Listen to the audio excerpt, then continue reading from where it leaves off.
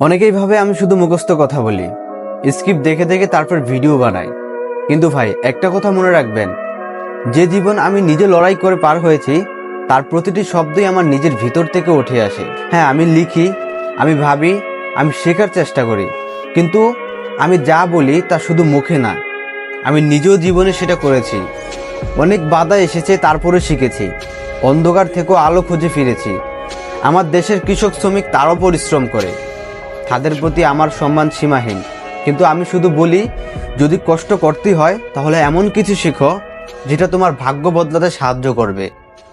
আমি মুখস্থ বলি না, আমি বলি যেন কেউ থেমে না যায়, যেন কেউ হেরে না যায়। আর যদি একটা কথাও কারো হৃদয়ে গিয়ে লাগে, তাহলে আমি বিশ্বাস করি এই ভিডিওটা মুখস্থ না, এটা কারো জীবনের একটা দরজা খুলে দিতে পারে। এই জন্যই আমি বলি, জীবন বদলাতে চাও, নিজে শিখো, লড়ো, এগিয়ে যাও।